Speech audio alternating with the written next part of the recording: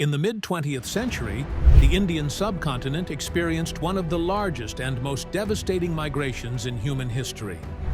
When the British Empire ended nearly 2 centuries of colonial rule, the region was divided into 2 nations, India and Pakistan.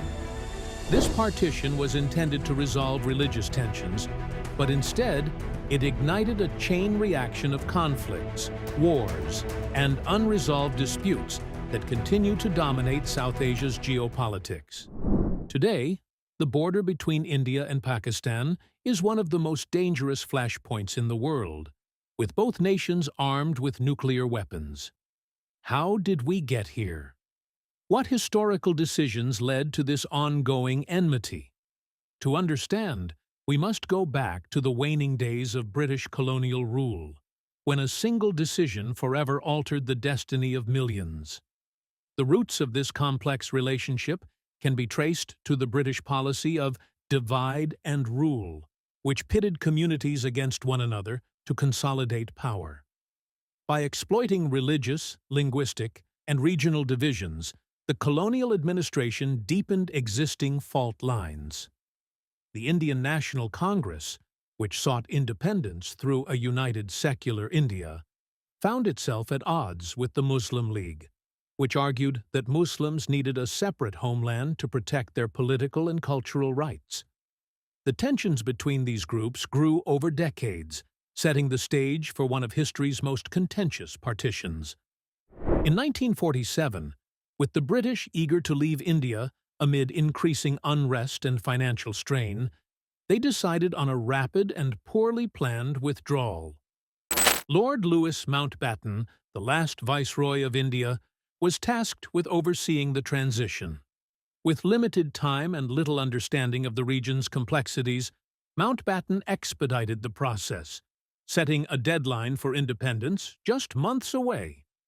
Sir Cyril Radcliffe, a British lawyer with no prior knowledge of India, was given the nearly impossible task of drawing the new borders. He had just 5 weeks to divide the subcontinent into 2 nations, taking into account religious demographics, geography, and administrative boundaries. The result was a hastily drawn line that cut through villages, farmlands, and even families. The immediate aftermath was catastrophic. The announcement of partition triggered mass migrations, with over 15 million people crossing the borders in search of safety. Hindus and Sikhs fled to India, while Muslims moved to Pakistan. The movement was accompanied by horrific communal violence. Estimates suggest that up to 2 million people were killed in riots, massacres, and honor killings. Trainloads of refugees were ambushed and slaughtered. Women were abducted and assaulted, and entire villages were wiped out in acts of vengeance. These events left deep scars on the collective psyche of both nations. At the heart of the partition lies the most enduring conflict: the status of Jammu and Kashmir. This region, characterized by its breathtaking landscapes and diverse population, became a battleground almost immediately after independence. At the time, princely states were given the choice to join either India or Pakistan or remain independent. The Maharaja of Kashmir, Hari Singh, initially sought independence, but eventually acceded to India in exchange for military support when tribal militias from Pakistan invaded. This decision led to the first war between India and Pakistan in 1947–48, resulting in the establishment of the Line of Control, which still divides the region today. For Pakistan, Kashmir represents unfinished business.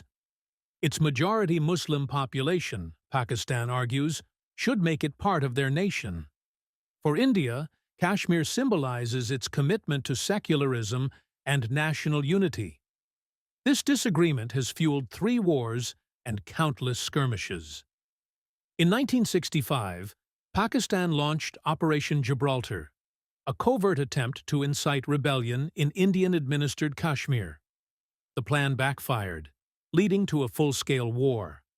Again, in 1999, during the Kargil conflict, Pakistan attempted to infiltrate Indian territory, sparking yet another military confrontation. Despite these conflicts, the issue remains unresolved, with both sides claiming the entire region. But Kashmir is just one of several disputes. The Sur Creek region in Gujarat, a marshy area on the Arabian Sea, remains contested due to its implications for maritime boundaries and access to natural resources. The Siachen Glacier, located in the Himalayas, is another flashpoint. This desolate and inhospitable terrain has become the world's highest battlefield, where soldiers from both sides endure extreme conditions to assert their claims.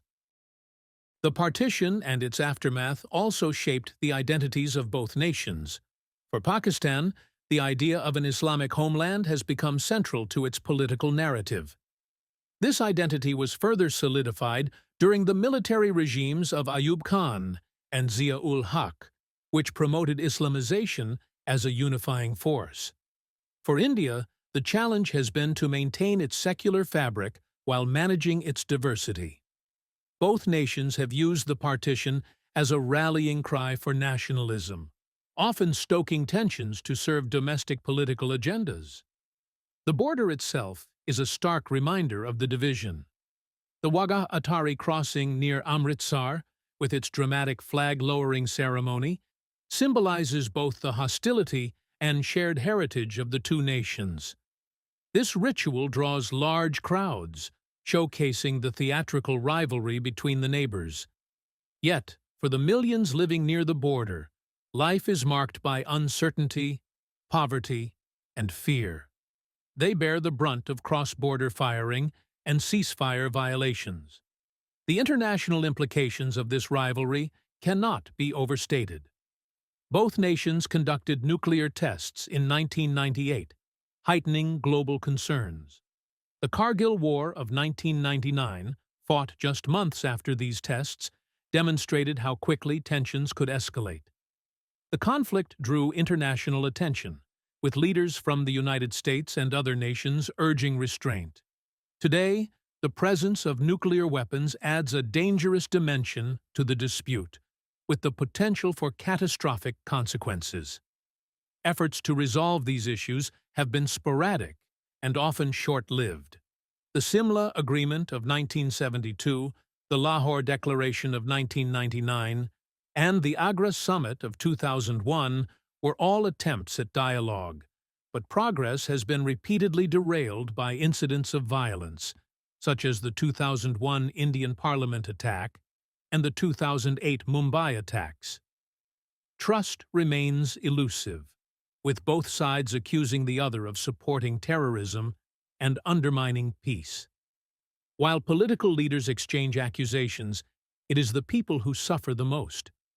Families divided by the border, refugees who lost everything, and generations raised in an atmosphere of hostility bear the true cost of this historical misstep. Despite their differences, Indians and Pakistanis share deep cultural, linguistic, and historical ties. Bollywood movies are watched across the border, cricket matches evoke passionate support, and shared cuisines highlight a common heritage.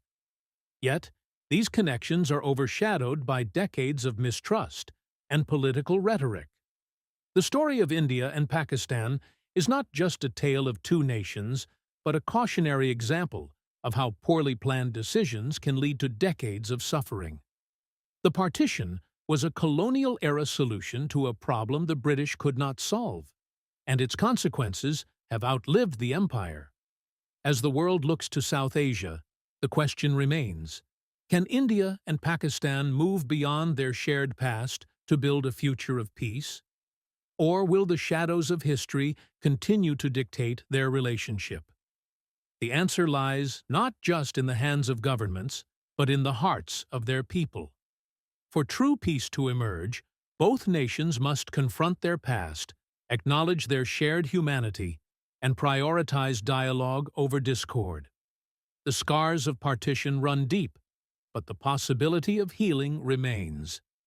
Until then, the border will stand as a testament to the pain of division and the enduring hope for reconciliation.